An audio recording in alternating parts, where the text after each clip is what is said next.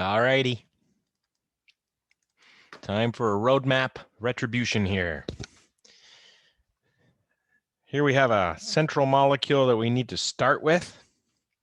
We have a whole bunch of reactions. I think every chapter 6 reaction is represented in one way, shape, or form here. Why don't we talk about ones that look fairly straightforward, like HCl creating a major product and a minor product. That was our first reaction we learned, HCl. Strong acid protonates the alkene, making a carbocation here that's major and a carbocation here that's minor. And those positions of the carbocations are where the groups end up. And we are going to draw the ring. And I'm going to draw the ring one time over here. Just one, I don't want to draw it over and over. Sadly, on the test, you do have to draw it over and over.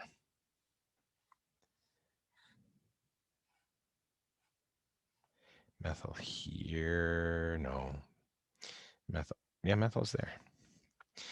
That's my rings.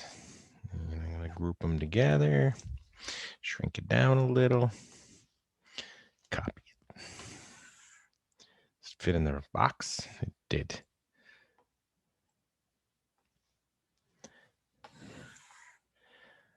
So we're going to put a chlorine on the more substituted carbon. I hope you're not scared hearing those words. Of these two carbons, the one with more bonds to carbon is called the more substituted carbon. That will have the halogen in this example as the major product. The other carbon, don't just randomly pick a carbon, people. It has to be one of these two. That's where the reaction happens. It must be here. So the minor product has the halogen there. And I hope you're not a student that's asking me, where's the H? Where'd the H go? If the chlorine went here, the H went on the other carbon, and you don't have to show it because stick figures say if there's 2 bonds showing, there's 2 H's.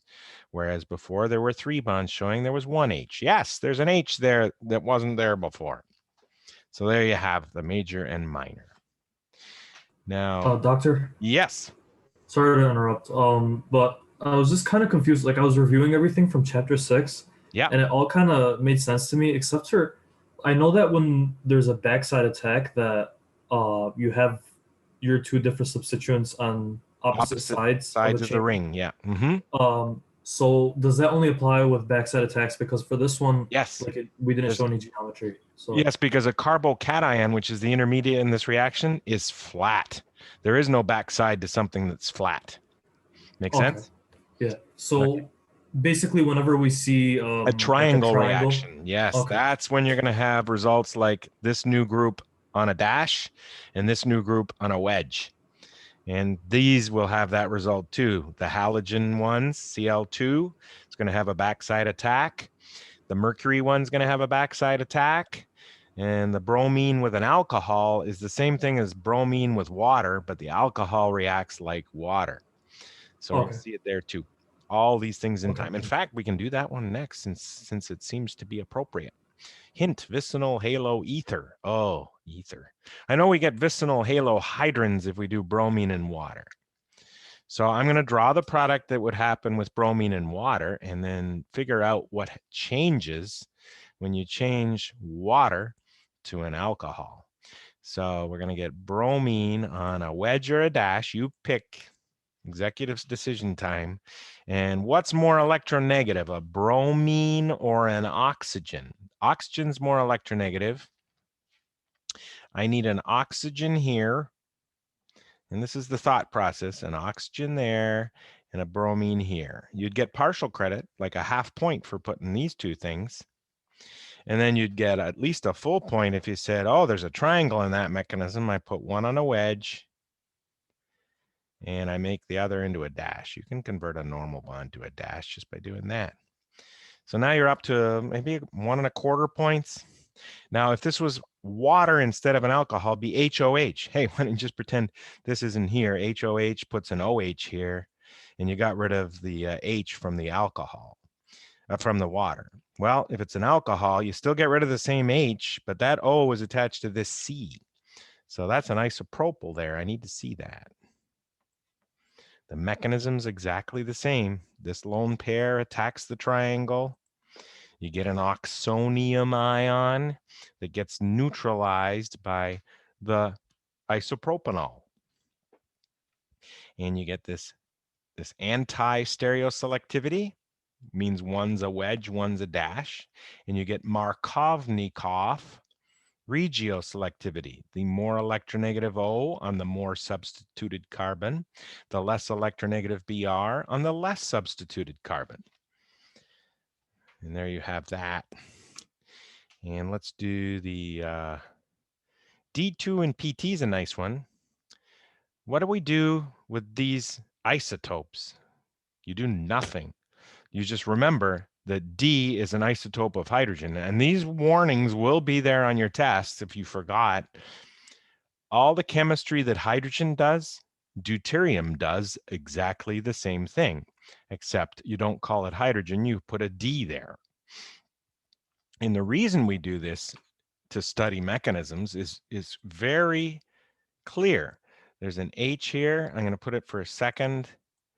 If I just used H2 and PT here, you wouldn't be able to show off your knowledge of stereoselectivity because there would be a new H here and the old H. And I wouldn't know which one's cis or trans from the new H over here. So I use D's instead so you can show me that you know they go syn, which means they'll be on the same side.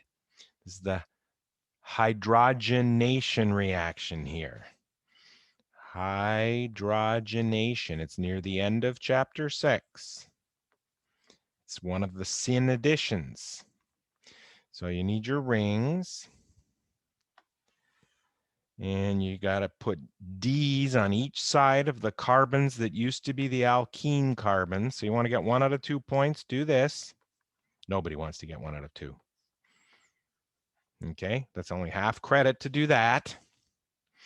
You get full credit if you put both wedges or both dashes. You get a 50-50 mix of the two products. And on these questions, I don't want to see you draw all the isomers. On your test, I won't make you draw all the isomers, just one of them. Syn addition puts them both on the same side. Now, this one's the osmium reaction. Okay, vicinal dihydroxylation is what we call that.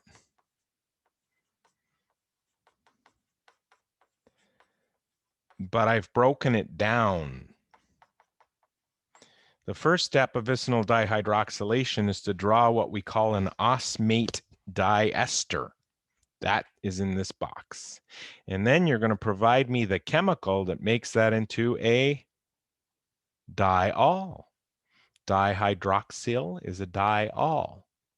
So I want to see if you can draw me an osmate diester in the box. And it's another one with Syn addition. So here's your 1 out of 2 points right now. You get 2 new bonds to O. They are bonded to the same osmium. Make sure that's a small s. Don't test me on that. I will come down on anybody who thinks O with a capital S is the same thing as O with a small s.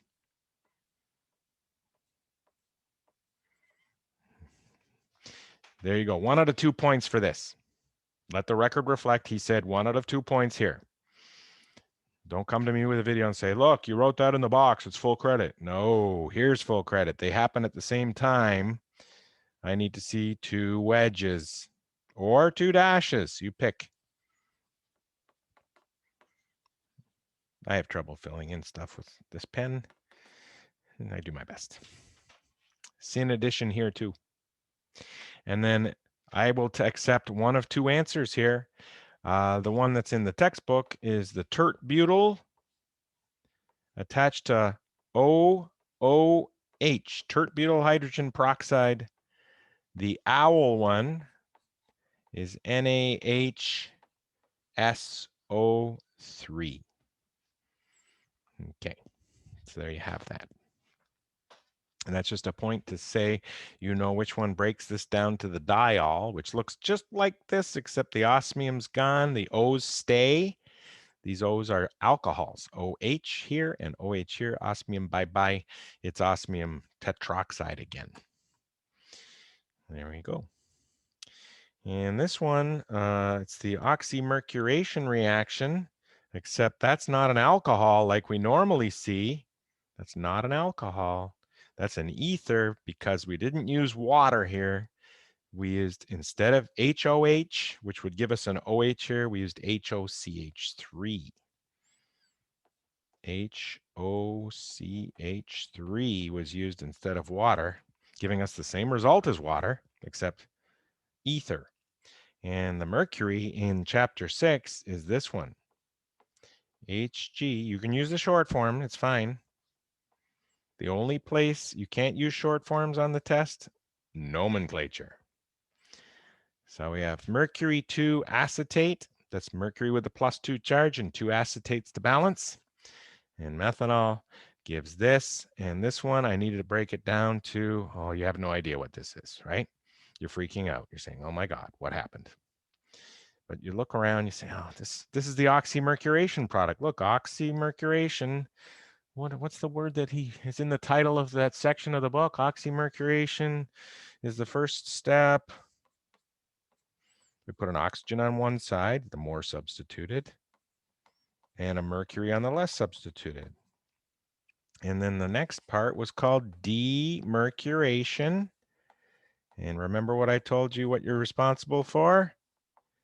Predicting the product of demercuration, which you're not doing because I gave you the product, or giving me the reactant of demercuration. And that is NaBH4.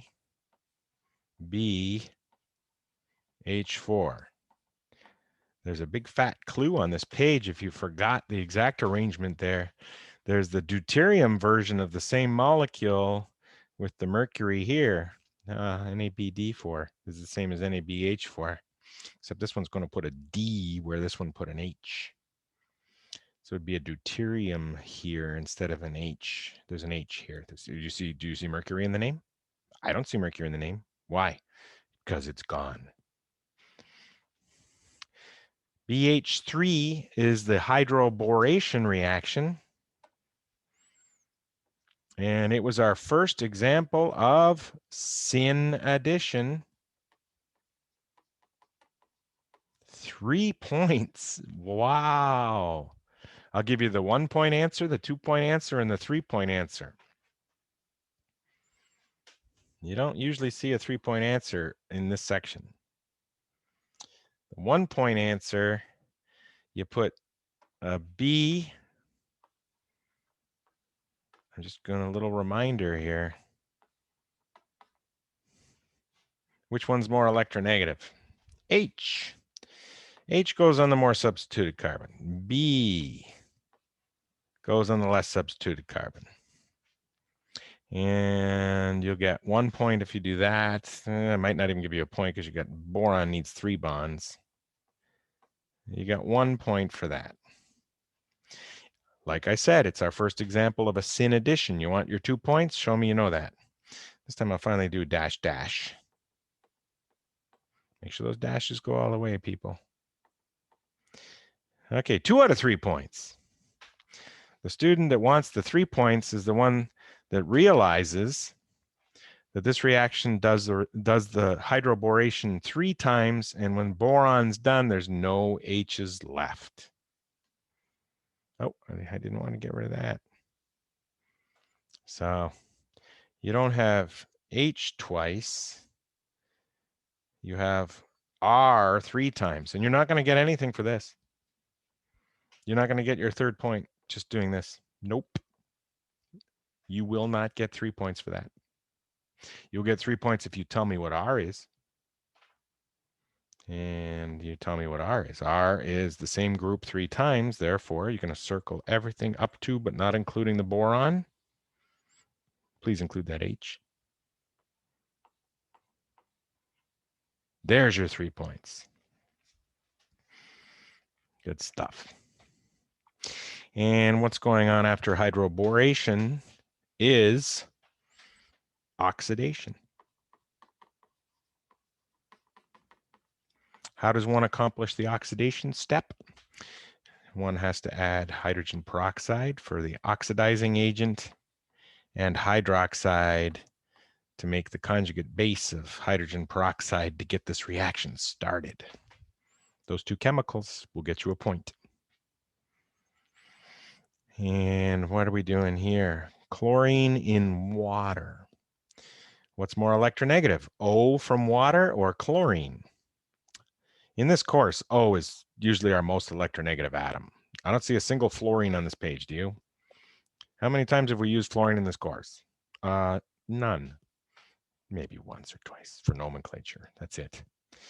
So O on the more substituted carbon, chlorine on the less, and this is a triangle mechanism whenever there's a halogen involved, like XX, halogen, halogen. Triangle means backside attack, and I need the more electronegative O on the more substituted carbon. You want your 1 point, here it comes. OH, less electronegative halogen on the less substituted carbon. There's 1 point. 2 points, wedge dash, so make one of them a dash. Backside attack on a triangle creates anti-stereoselectivity. And there you have it. Now I've got to do oxymercuration the traditional way with water involved. Copy this molecule up to the O and put an H there instead of a methyl because there's no methanol in this one. I'm just going to grab this here. You put OH on the more substituted carbon because it's more electronegative. Dash. If you use dash for the OH, you better use wedge for the mercury. Wait, mercury. You're not going to get full credit here. You put mercury there, you're forgetting that I did step 2 up there as well. What happens during NABH4 is the demercuration. NABD4, the demercuration, replacing mercury not with a hydrogen, but with the isotope equivalent called, what's it called again? With a D? It's called deuterium. Put a D there. Right where the mercury was, there needs to be a D. That's what demercuration does. Replaces the mercury with a hydrogen over here or a deuterium over here. How did this molecule, let's see. How did this molecule become, what is that? What is that? CH2 7 times. I hope we're past the stage where we don't know what CH2 7 times means. I've seen a lot of awkwardness on the problem sets. Fortunately, you don't have to deal with it this problem set. CH2 7 times. 1, 2, 3, 4, 5, 6, 7. And then CHO. That's an aldehyde. Didn't this just happen? I'm going to erase it in like a few seconds because it's not only for this reaction, not for all of them. Look at it. I'm going to count around. Methyl, carbonyl, CH2 once, twice, 3, 4, 5, 6, 7 times, then an aldehyde. That's the ozonolysis product for 2 points. And then the reagent that breaks it down. Oh my God. I'm gonna just straight out tell you right now. I'm not asking it this way. No. For some reason, I was interested in one of those cyclic intermediates here. And I'm not going to do that this semester.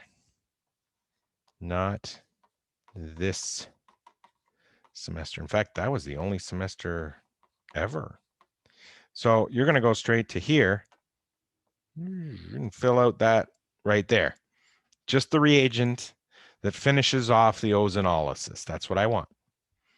Yes, all semesters. Right here. Professor? Yes. Can you explain the chlorine one again? The which one? The chlorine. Chlorine and water? Yes. you get the triangle first with the chlorine in it. So you get this intermediate, put it underneath here. And looks like this. And water attacks from the back side on the more substituted carbon. It'll give you an oxonium there that gets neutralized by water to give this. I don't know if that's, did that help? I don't know. Yeah, I forgot that aqueous means water. Yeah, water, there's a lot of water. There's more water than anything, right? Thank you. Okay. So on this one, I'm not going to ask for any cyclic oxygen intermediates. You remember when we looked at the mechanism in the textbook, there was these rings that had ring size 5 with oxygen in them. I'm never going to test that ever again.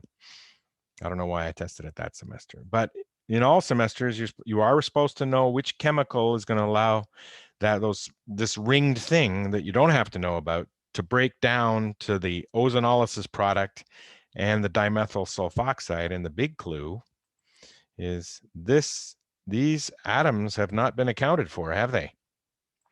That's because that's the chemical that breaks down the ozonolysis ring things that we don't know about. Don't need to know. I don't like what happened there.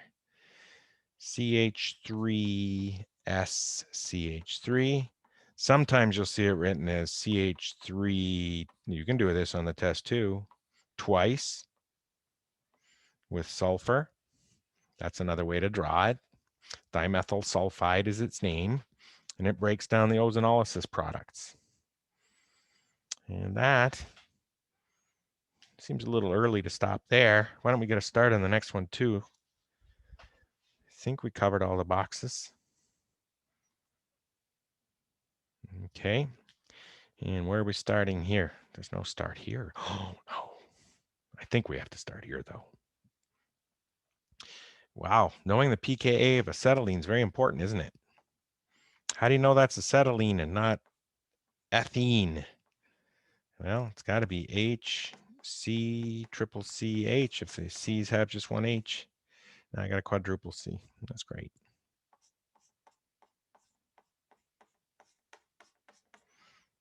Pka 25, very important. The other reactant goes to this product, H2C double CH2, and that pKa is 45. Sounds familiar. And 25 minus 45. I want to see the work there. It says so. Definitely a favorable equilibrium to make that product right here, acetylide. And I need to add these 4 carbons. So don't just draw this on the test. You'll get nothing. Hey, look, 4 carbons. It's got the V, it's got the C. That's not going to react with anything. It's got no leaving group on it. We have to have a halogen. As far as you know, only iodine, chlorine, and bromine work here. Please put one of them on there. And put it on the carbon that needs to be attached. So the anion here attacks this carbon and makes this exciting synthesis bond right there. And then I want to see that you know the whole process to go from here to here. You got an H still over here. Still pKa 25. Use something to take it off. My favorite's KH. You can even write H minus there. I don't mind. Leave spectators off from the beginning. Make me happy, as a matter of fact. And what group are we adding now? We need to make the bond from this carbon to this CH3. Please verify that everything in this circle is this molecule up to, but not including the H. C triple C, CH2 once, CH branch. C triple C, CH2, CH branch. That's it. So you're adding a 1-carbon group here. How did you add the 4-carbon group here? You had the 4-carbon group with a halogen on the carbon that needs to attach. It's going to be even easier here. Halogen, you want to use Br this time. It's attached to the 1-carbon group CH3. There you go, synthesis, central on this exam. And how am I going to make that into Z5-methylhextuene? You don't really need to draw it. That Z kind of gives it away. There it is. We had 2 ways of making an internal alkyne into a cis alkene. Yes, the reaction involves a Syn addition of hydrogen. That's why I said Syn by mistake. We could use the long answer, which I don't recommend. H2 palladium on calcium carbonate and PbSO4.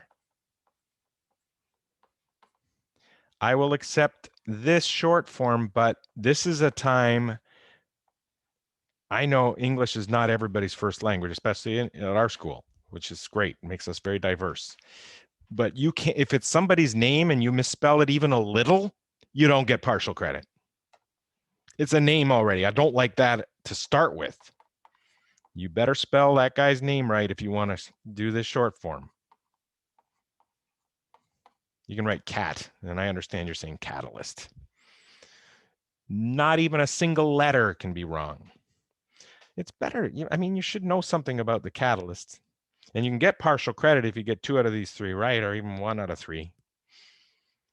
Or you can use a whole new ball game here. Or this is the one I strongly suggest you put in that box. You can even do that a different way with a short form, ACOH. Okay, that one works fine. Much shorter than writing all that or having to memorize a guy's name. Okay. Oh, remember, this was on the previous page. I just stretched them out here. So you have the same information here that you needed over there. In fact, let me steal it so we can use it. New, and steal it on this page to use on the next page.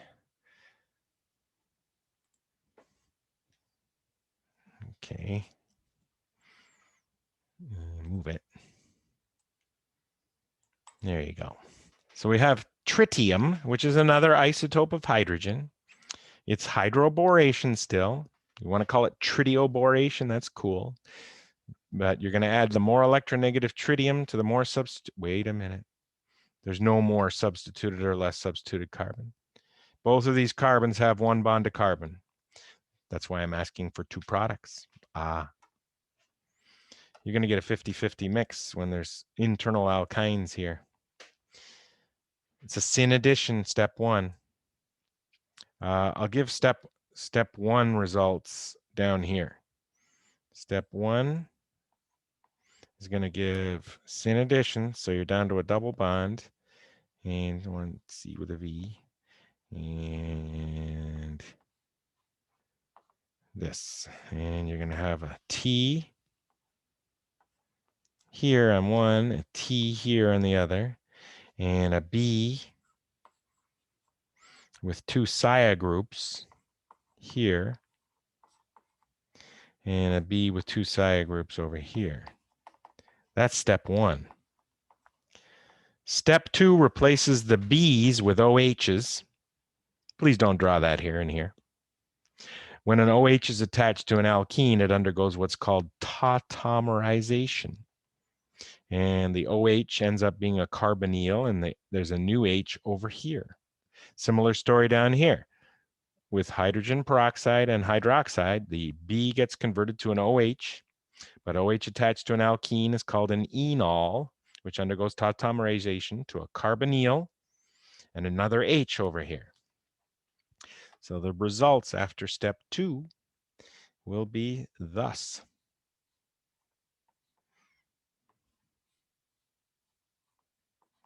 You get a carbonyl from the top one. Don't forget the T's. You got to show the T's. They are not H's, even though they behave like H's. They're new things, and I need to see them. And they're not H's, so you can't just skip them. Carbonyl from the enol here, carbonyl from the enol here. And that's some very good critical thinking going on to make these two things. Worth a lot of points, too. Okay. Now, what about making isohexanal? What is that? Well, isohexanal, even though it's not worth points, would be an aldehyde. Al at the end is aldehyde. 1, 2, 3, 4, 5 with a V on the second last carbon. And look at this. 1, 2, 3, 4, 5. Oh, let's do it this way. 1, 2, 3, 4, 5 with a V here. That's just putting the carbonyl on the end. How did you do that? Let's look back. How did you put a carbonyl on the end? Did we do it over here? We didn't. Sorry, thought we might have a clue somewhere. That's the hydro. Well, we didn't have a way to put it on the end here because we were in the middle. But that's the chemicals for hydroboration, oxidation. I don't need any isotopes with that name, right? Do you see tritium in the name or deuterium? No. Step 1, your standard old, my pen turned off, he got tired. HB Sia2 followed by hydrogen peroxide and hydroxide. That's how you make an aldehyde from a terminal alkyne. We have to know it. And yeah, long segment now. It's okay. Remember, all the ways of going from an internal alkyne to a cis alkene are summarized here. And this one, BH3CH3CO2H, is the same as this one, BT3 DOAC. HOAC is this one. DOAC is the deuterium equivalent. And this is the boron goes on one side and gets replaced by deuterium. Okay, and the tritium goes on the more substituted side because tritium is the version of hydrogen with a higher electronegativity. So you're going to have your double bond, your C double C right here with the more electronegative tritium here. You get a boron here initially on the other carbon, a boron, but it gets, under protonolysis conditions, gets replaced by a D. And then you draw the rest of the molecule. Still need 4 more carbons. And there it is. It's not very clear. There. So why is it worth 2? Well, I need to see them on the same side of the alkene. It's a Syn addition. And you also have to show me it's Markovnikov with the more electronegative T delivered here and the B delivered here. I know that's not a B, but the B gets replaced by the proton in acetic acid, but the proton is really a deuterium here. There's a lot going on, but we have to know these things. Now, this question's asking, how do I make a ketone? Instead of the aldehyde here in the isohexanal, how do I make 5-methylhexane-2-one? Well, let's see. 5, 4, 3, 2, 1. There you go. This one, 5-methylhexane-2-one.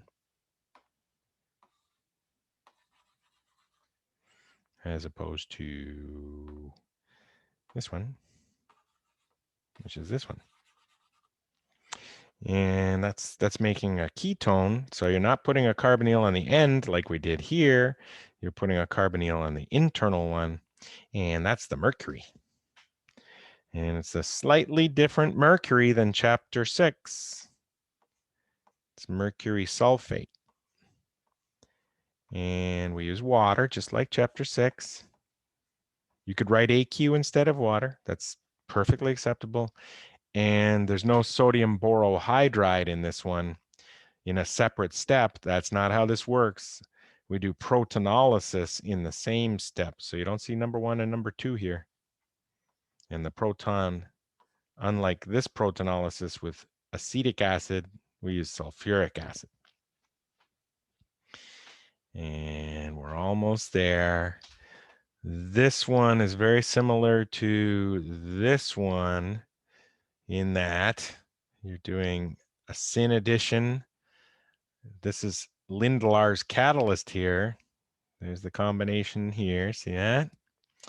And tritium's being used. So I need to see C double C. And 1, 2, 3, 4. And I need to see 2 tritiums on the same side. There you go. And that was a big long segment. And where are we going to be picking up after this? Do I have anything? Yeah, we're going to do a retrosynthesis. I only got asked for the first part. You might want me to do the second, but I'm going to check my email during this break too and see what else you guys want me to do in the 4th segment today. This will definitely be the 3rd segment. So I'll see you very soon. Hang in there.